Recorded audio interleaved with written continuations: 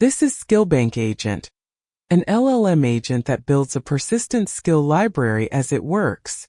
A solved task becomes a stored, callable skill.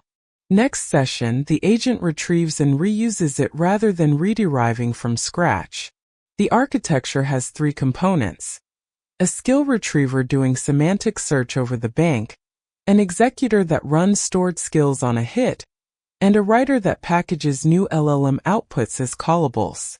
Skills carry a name, description, and parameter schema, enough for the retriever to judge relevance without calling the model on every lookup.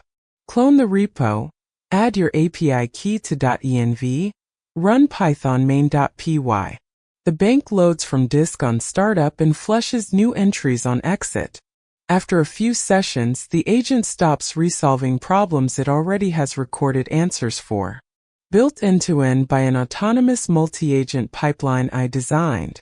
If you want to look at the code, it's at github.com/ritikpatil/skillbank-agent. I'm Ritik Patil.